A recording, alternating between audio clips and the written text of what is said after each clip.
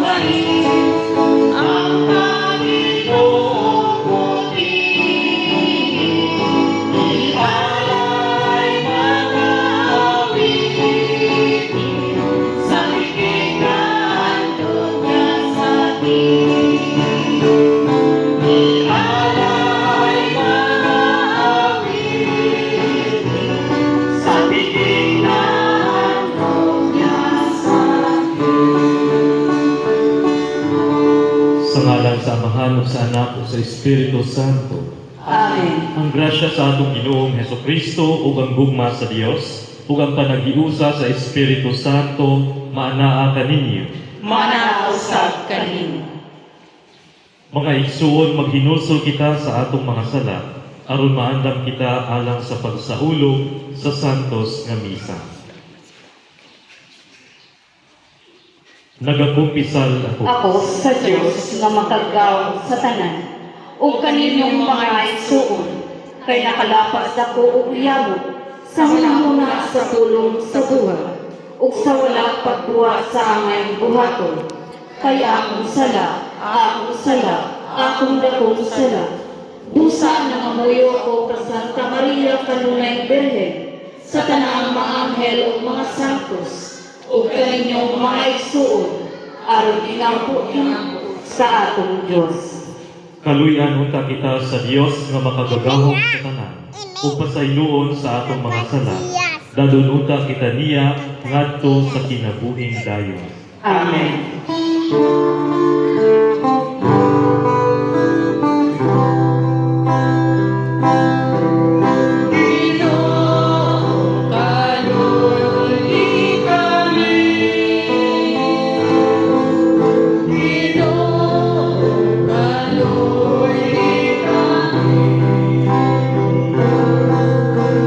Kristo kanuhi kami.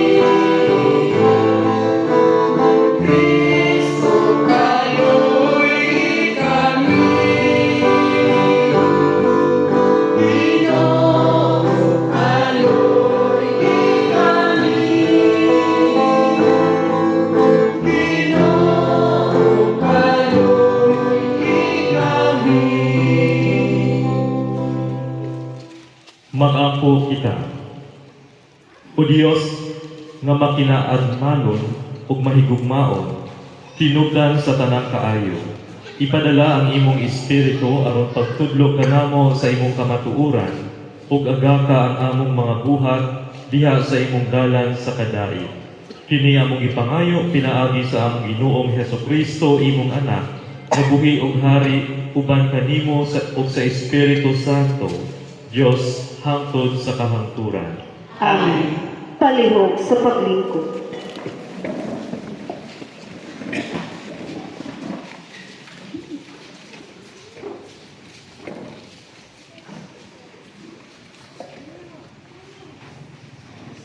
Tinudlo gikan sa unang pasahod sa mga hari. Busa ipasubuan ni Akab ang kanang katawhan sa Israel, ug gitigom ang mga propeta ni Baal dito sa bukid sa Carmel. Ug si Elias niduol sa kanang katawhan ug niingon, nganong dili man kamo makakupo? Kung ang Ginoo mao ang Dios, simbaha siya. Apan kung si Baal mao'y Diyos, siya isimbaha. Apan ang katawhan wala gayud mutubag kaniya. Unya si Elias niingon sa katawhan, ako na lamay nahibilin sa mga propeta sa Ginoo. Apan ang mga propeta ni Baal, 400 o 5 katawo. Ihatag kanamo ang 2 ka turong baka, adto kanila ang usa, aron ilang ihawon ug lapa-lapaon ug itungtong sa sugnod. Apan kinahanglan nga dili kini daigan ug ang damon ko usab ang usang puro ug ipanhimutang ko ibabaw sa sugnod. Ug dili usab daigan. Ug sakpiton nila ang ngalan sa ilang Dios ug sakpiton ko usab ang ngalan sa Ginoo. Ang mutubag pinaagi sa pagpadalag kalayo, siya mao ang Diyos. Ug ang mga tao niuyon. Unya si Elias niingon sa mga propeta ni Baal, pagpili kamo usa ka turong baka ug andaman ninyo kini pagpuna. Kay daghan man kamo ug sangkita ang inyong Diyos nga magpadala siya kalayo. Ug ikuha nila ang turo nga gihatag kanila ug iandam nila kini. Ug isangkit nila si Baal gikan sa buntag hangtod sa udto. Sila mingon, O Baal, tumagang tawon kami. Nagsayaw-sayaw sila libot sa halaran nga ilang hinimo, apan wala gayon nitubag. Ug sa pagkaudto, si Elias nibugal-bugal kanila nga nagkanayon. Usga pagsangkit, kay tingalig na malantong pa siya, o tingalig may ilakap, o natulog ba o kinahanglan pukawon. O gikusog sila pagsangkit, o gisamad sa marangila ang ilang lawas, pinaagi sa mga espada o bangkaw sumala sa ilang nga batasan.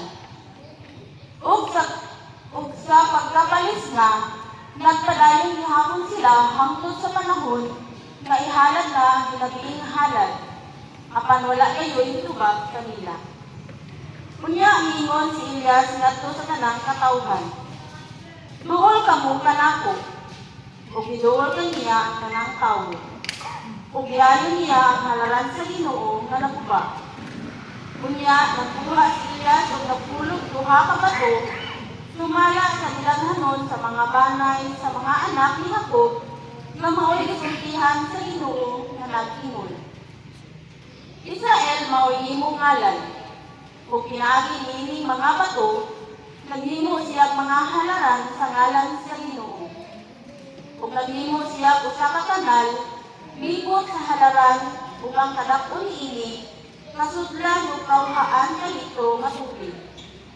Ug ipahimutan niya ang sugnod, ug ilapa niya ang baka ug itungtong sa sugnod. Ug niingon siya, kung ang tubig ang 4 ka tadyaw, o bubuhi ang halad nga sulubunon, ingon man ang mga sugnod. Ug miingon pa gayud siya, bubuhi pa ninyo, ug ibubuan na usab nila.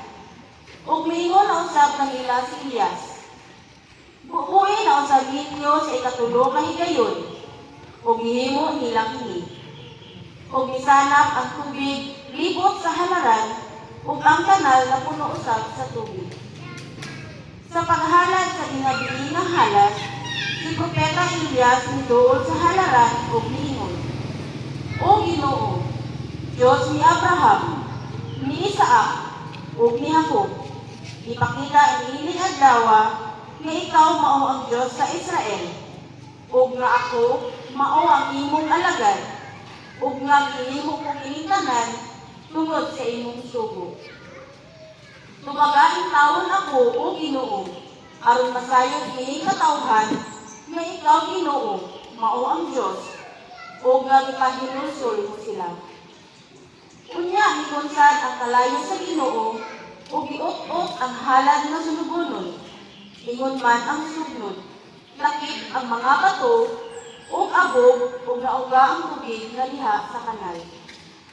Sa pagkakita niini sa tanang katawhan, nanghapa sila ug niingon, ang Ginoo mao ang Diyos, ang Ginoo lamang mao'y Diyos. Ang pulong sa Ginoo. Salamat sa Diyos. Bantayi ako nga walay kabilinggan, O Diyos, kay ikaw ang akong gilauman. Bantay ako nga walay kabilinggan, O Diyos, kay ikaw ang akong gilauman. Bantayi ako, Diyos, kay nagadangog ako kanimo. Nagaingon ako sa Ginoo, ikaw ang akong Ginoo.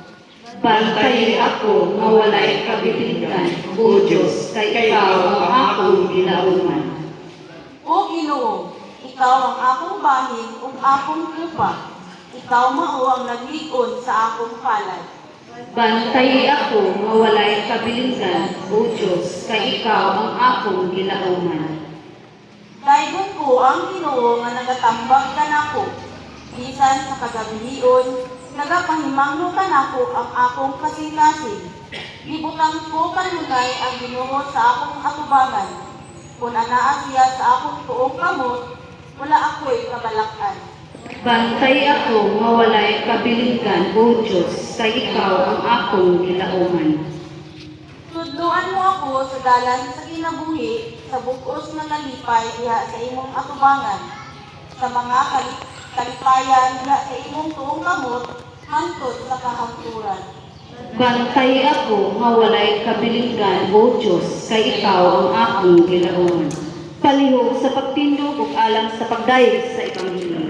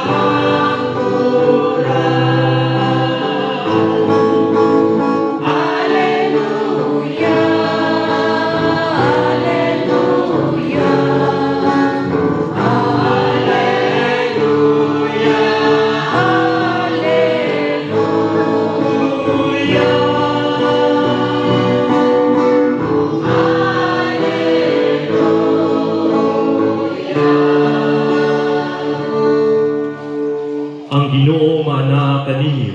Manausab kanimo. Tinudlo gikan sa balaang ebanghelyo sumala ni San Mateo. Himayaw ikaw, O Ginoo.